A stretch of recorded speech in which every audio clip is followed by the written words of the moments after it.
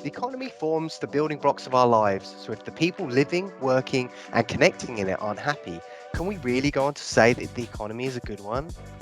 I'm James Raymond, the Senior Research Manager at the Vancouver Economic Commission, and we often ask ourselves that question, which is why we started our Beyond GDP project to measure what matters while building an inclusive, resilient, low carbon, and prosperous economy for all.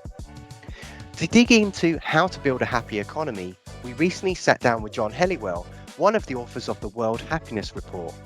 Over the next half an hour, you'll see us chat about indicators of subjective happiness, what makes people happy, why we aren't happier, and how we can act on these insights to shape a happier economy. Hope you enjoy the interview. Fantastic. Well, I'm really looking forward to this, John, and thank you so much for your time. It's a real honour and a privilege actually to speak to you. So I wanted to start today by asking you, where's your happiest place? Perhaps it is where you are right now. It is very happy here. We've lived in this happy place on near Spanish Banks for many years, but probably the happiest times we have are at Hornby Island, where we've been going forever. It's very much on my bucket list to go and visit Hornby Island. I've heard so much about it, and I'll have to see if I experience the happiness that the amazing facilities and location can provide. So you're world-leading expert on happiness, but is it even possible to define what happiness is, and how does it differ from well-being? Well, happiness is a measure of well-being is a very broad term. We use happiness in two senses. One is the emotion of happiness, how happy are you now? And the other is the judgment or evaluation, how happy are you about something? And the way we develop a subjective measure of well-being, it's called subjective well-being, is to follow Aristotle's advice and ask people to think of their life as a whole and to evaluate the quality of it. He then had a number of theories about what would make for a high quality life, and we test those theories. But to do it, our base information is people's answers to a single simple question. And it can have different forms. Some surveys, it's how happy are you with your life as a whole. In others, it's how satisfied are you with your life as a whole.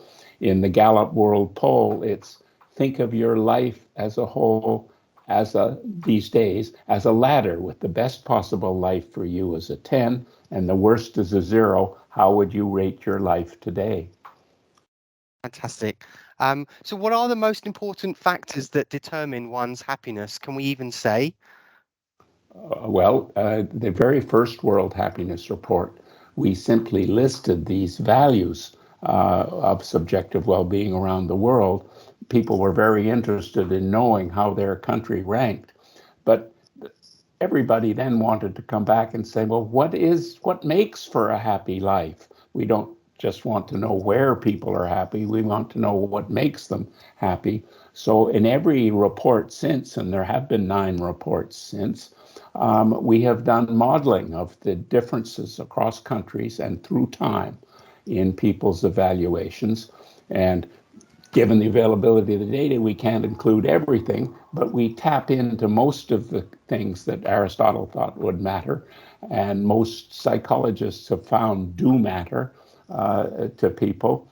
And at the national level, they're one set of variables. At the individual level, they're another. So the things like age, for example, there's a U shape in age, but that doesn't show up at the national level because you're dealing with all ages at the same time.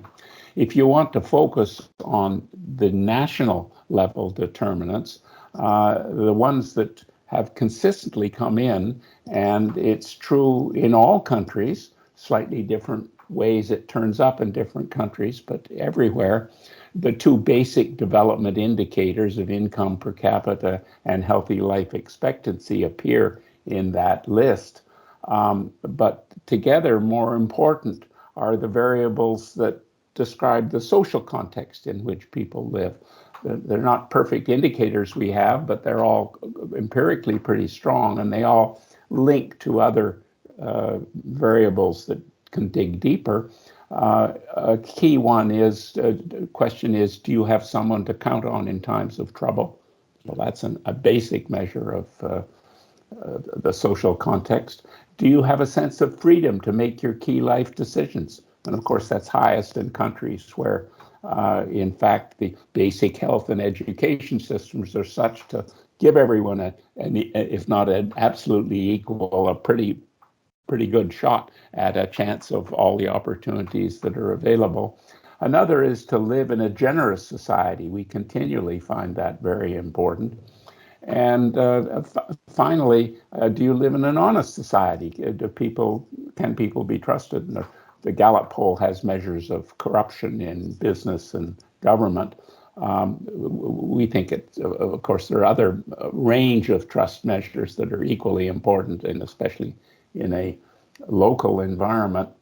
We have a measure that is not available every year in the Gallup World Poll, so it doesn't get into our modeling, but we managed to get it into one whole round of the Gallup World Poll, which is how likely is your wallet to be returned, or something of value to be returned, if it was found by either a stranger or a police officer or a neighbor, with different answers for each. And we found that measure, which combines generosity, of course, and trustworthiness, because it makes people enormously happy to think of themselves as living in a place where their wallets would be returned. And what we have found, both in Canadian surveys, because we have got it in a Canadian General Social Survey as well, so we know across Canada where it is, where are the communities where people think other people will return their wallets. We haven't done a wallet experiment all across the country, but we do know from having an experiment that another research group did in 40 countries of dropping wallets, that the answers are highly correlated with the answers we get to the question, do you think your wallet, how likely is it for your wallet to be returned if it was found by a stranger? What's interesting, of course, that's what makes it such a lovely measure of trustworthiness. It's accurate. People in different countries have different views about whether their wallet would be returned. And those views are matched by the international differences in the actual return of wallets. Yeah. But that uniformly, and this is where it comes back to the kind of considerations you have at an urban level when you're thinking about improving the quality of life, is that people routinely underestimate the generosity of others. So the expected wallet return is a fraction as high as the actual wallet return. Well, since your happiness depends on what you expect from your neighbors, this is an important gap in our knowledge that we, in fact, need to be told and reminded that the social context is, in fact, more supportive than we think it is. And that enables you then to treat people you meet with a smile, greet them with a smile, and think of them as friends you haven't met yet, rather than strangers who are likely to take advantage of you. And I think that's really interesting. I think there's generally a high level of awareness now that the happiest countries, there's a lot of Scandinavian countries there. Is that still the case? And do you ever see that changing? Well, of course, a lot of those countries have become Nordic countries in the way we think of Nordic countries now, where people care about each other and look after each other. We have just prepared a graph showing the countries of the world actual wallet return as well as actual life evaluations. And they're significant, both are significantly higher in the Nordic countries. Actual and expected wallet return are higher. People live in more country in an environment where people will, I think in the original Reader's Digest experiment, all 10 wallets that were dropped in Helsinki were returned. And that still remains true in experiments done 20 or 25 years later. So all 5 of the Nordic countries are in the top 10, have always been in the top 10. They shuffle around a bit as to which one is number 1 or number 2, and there are other countries that get in pretty high and stay there, like Switzerland and the Netherlands. Canada was in the top 10 for the first several years.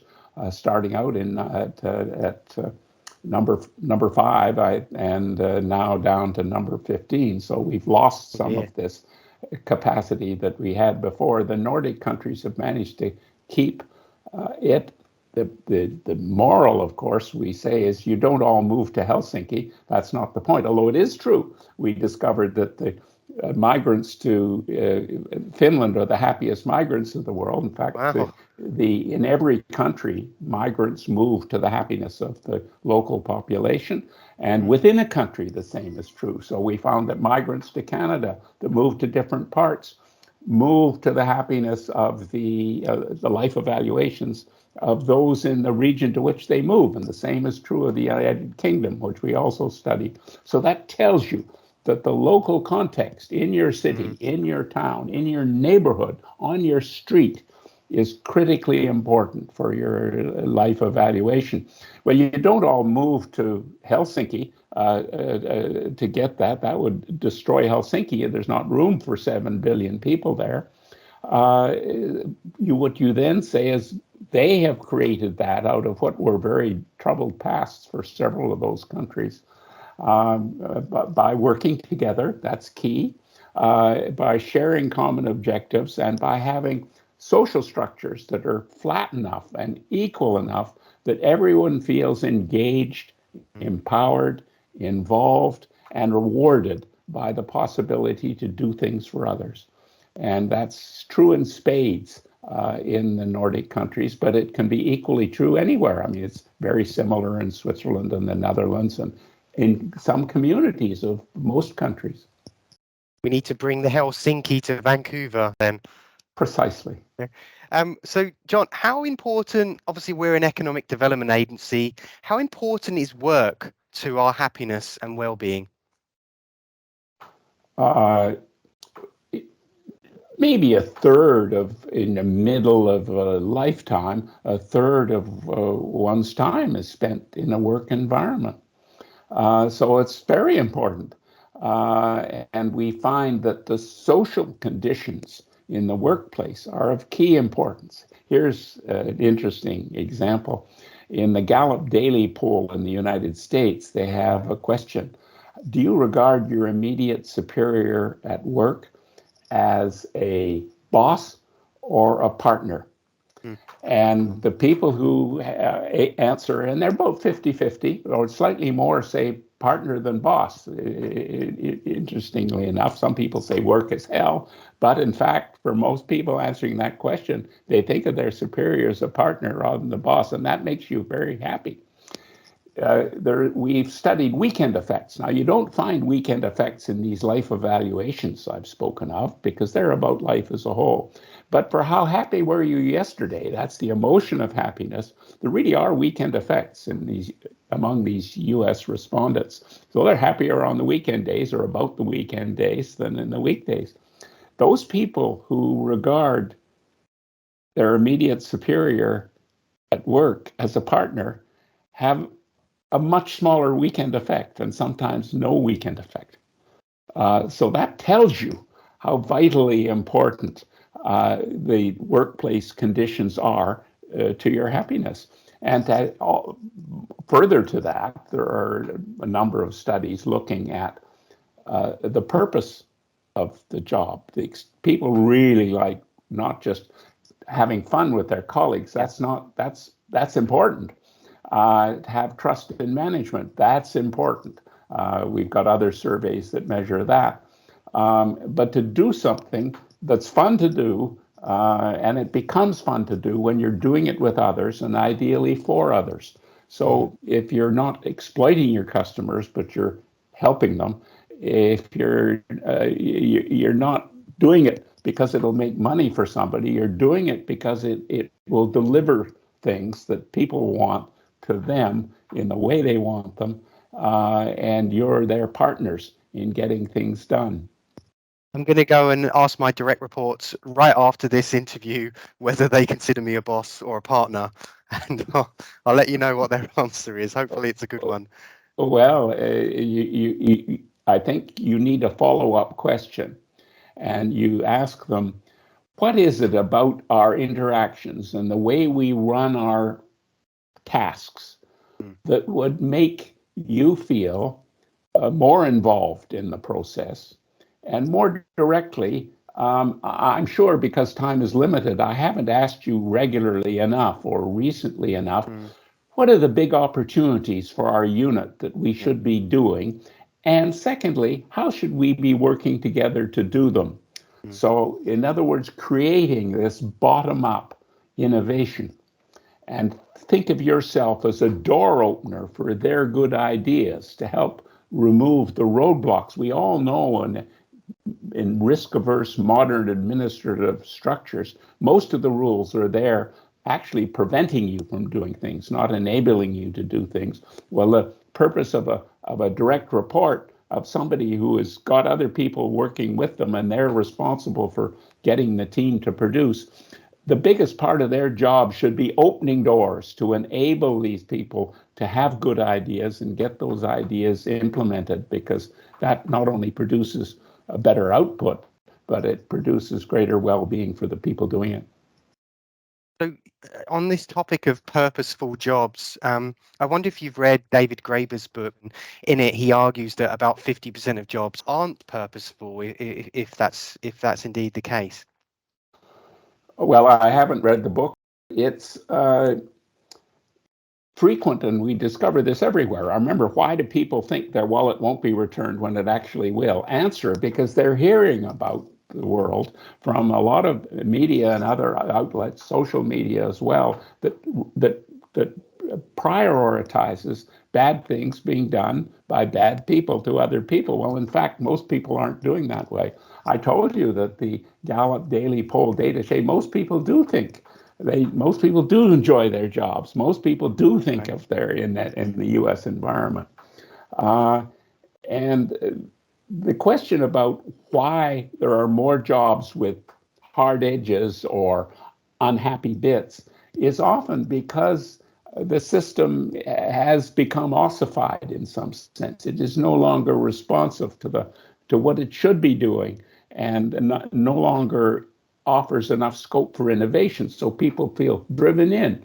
I have spent hours doing meaningless expense reports that reflected only that somebody didn't trust me to simply ask for what was my due, because it's at once a representation of ill trust as well as a huge, we have many of these reporting functions that haven't even been thought very well through from a, are they doing effectively what they're designed to do? But nobody thinks about is, what does this do to the motivation and the time use of the person filling in all these forms? Well, you could get people very angry, that's disappointed in their jobs for that kind of purpose.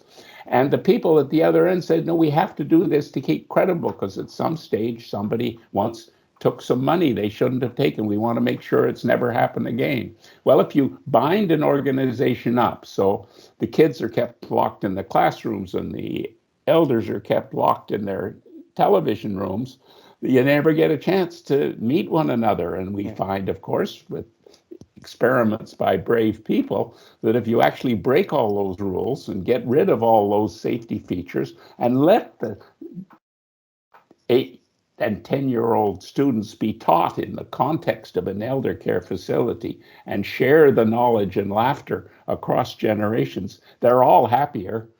And you have to have that capacity to innovate.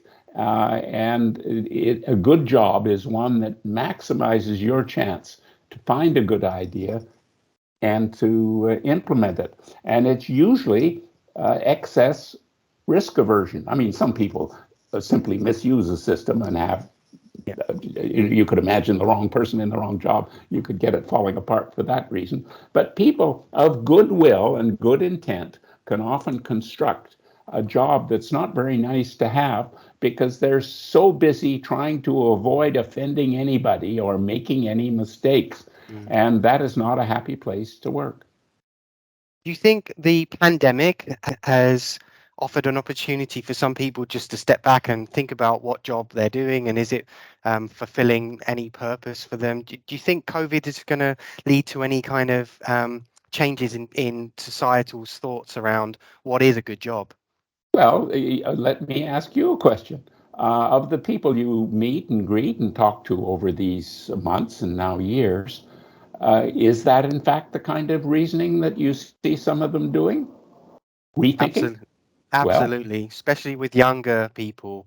Um, I, there's I think a massive switch in mindset. I'm actually a Generation X. I'm 1978. I was born, and so I'm not a millennial, but I share a lot of typical sort of millennial mindsets, and one of those is around having a purposeful, impactful job, and they don't just want to.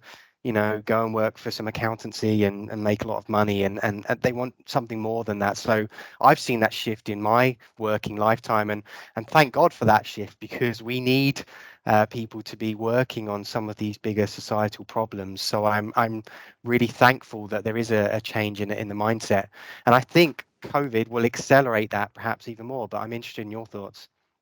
well, I've got you to say what I would have said. Uh, we may have more data, but your sample is representative of a much broader movement in many countries. One thing we have found surprisingly large and widely spread in this year's World Happiness Report is that in 2021, which is after all year two of COVID, there's been this huge increase in benevolence. And of course, the same thing that makes people reach out and help strangers, which is the thing that's gone up fastest, or volunteer or donate, uh, is a desire to do things to make lives better for other people. Well, when you think about it, a sense of purpose is just that, a purposeful job. When you ask people, what do you mean by you want a job with a purpose? It's usually that, when I want to do something that will help make lives better for other people, because I want to do that. Just if I'm just turning a wheel or building a fancier or more quickly to break down car, I don't want to do that. I want to build a product that has quality. I want to deliver a service that I'm happy to deliver to people and they're happy to receive and we're happy to interact with each other. Well, what's not to like about that? But in the chasing of material rewards and the blind acceptance of routines that were established and maintained when they passed their best before date, there have been a lot of jobs that haven't had the quality they should have had. And COVID, by taking people and allowing them more time, forcing them, yes, but allowing them to have more time with their family and then walking in their neighborhoods, has made them appreciate their neighborhoods more. It's allowed them to focus more on their family. And indeed, you're finding the generations mixing and teaching each other in the home environment, just as we found in a broader set of communities that mix elder care and school teachers. There's a sense in which that's going on when extended families are being created or enlivened during pandemic times. I was just walking down the street today to come into the office, and I definitely am more aware, and I appreciate the cherry blossoms that we have right now here in Vancouver. And I'm sure I'm not the only one to have a heightened sort of sense of our environment, and thanks to the pandemic, I think making us sort of pause and reflect. On the topic of sort of jobs, the best career advice I ever received was this idea of do what you love, go and do something that you love. That's sometimes hard to know what that is, but the advice I got was go and solve a problem. And if you're solving a problem, it often implies that there's a purpose, there's some kind of meaning to that, and how you select that problem, obviously relates back to things that you care about. Yeah, so just wanted to sort of pass that reflection on that. I don't know if you have any thoughts on that. Well, what we find, because then a lot of this experiments in psychology try to dig into that and find out where it works best. And Rubik's cube is okay, but it's a training exercise. It's not a problem that in fact delivers the same rewards to other people. It's as they sometimes say about your meditation. Your meditation doesn't improve the world, but it improves you and makes you able to go out and improve the world. But it's that's the important part. So you want to solve a problem with others. We know that humans are really, A, they get better answers if they're working together with others, and B, they enjoy it more if they're working productively and cooperatively with others, to something that in fact will improve the lives of still others, not just, so it isn't just we want to be a happy group of campers. We want to be a happy group that in fact is doing something that will leave the world a better place after we've done it than it was before. And what's not to like about that? If people instinctively reach out to help others, as our data suggests they are, then they're going to want that kind of job. They're going to want to have that chance to use their lives in a purposeful way. And we're seeing more of that, as you've said, among people now. They're saying, well, I do have some choices now, that because disarray has broken established patterns, and I'm now going to rethink work-life balance, where I want to work, what kind of job I want to do, how I want to do it, who I want to work with, and where I'm most needed. See, that's the part that we really should be encouraging people to think more about. Let yourself think broadly about what would make the world a better place. And we don't want everybody doing the same problem, right? We want to improve the way in which everything is done. And so there are always ways of changing the kind of job you do and how you do it, whether it be running a prison or collecting garbage or teaching or anything. So you don't have to go into somebody else's field in order to get a purpose and apply these general rules. It can be done in the context of almost anything that's worth doing and needs doing. Fascinating about this dichotomy, perhaps, or a false dichotomy between individual happiness and community happiness or well-being. And I was reading about the origins of Maslow's hierarchy of needs, and apparently, as much as I've read, it seems that he took only one element of when he studied the Blackfoot tribe. He looked at the individual happiness and self-actualization, but what he missed was actually that in some First Nation societies, really you can only be happy if your community is doing well. And so he missed that whole other piece and just looked at the individual well-being. I don't know if you have any thoughts on that. Well, the thing we know is that humans are social beings, and the higher the level of mammalian development, the more the prefrontal cortex has evolved in order to enable people to deal with others in a cooperative way. And of course, it's that cooperative set of genes has given what E.O. Wilson and lots of other people have talked about is an environmental, at a community level, an environmental benefit. And we've seen it in crises, for example, and the 2007-8 economic crisis. The countries that came out of it best, happiest, and also economically best, even the ones whose banking systems had been decimated, for example, like Iceland and Ireland, because they worked together, they saw a problem and they set about fixing it. Well, there are other countries like Greece where they had the same kind of issues, but they were fractured and unable to cooperate in finding a solution. And to have that capacity to work together, in fact, is very important. And that is a definition of community, you see. So you can't talk about happiness independent of community. It never made sense. People, if you're telling them how to make myself happy, but ignoring the context in which I live, it won't make any sense, because the more we study it in detail, it may be true that some psychological experiments are easier to run if you only look at an individual and don't consider the context in which they're working. But you have to consider the context in which people are living, or you won't get a proper measure of how happy they are. After all, if it was just individual own behavior, we wouldn't find these huge differences across neighborhoods, and more importantly, across countries. They reflect that community structure that's all important. And I suspect Maslow probably realized that, even if his data didn't quite grab it. John, it's been such an honor to talk to you today. I could talk all day, but I have one last question for you, if that's okay.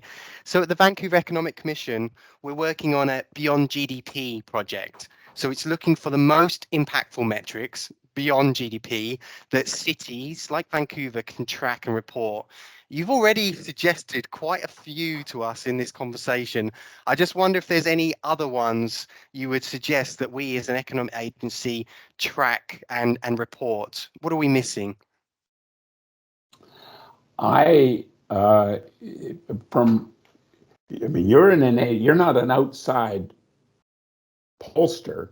You're an inside group that wants to collect information of a sort that would enable you to help people to have better lives.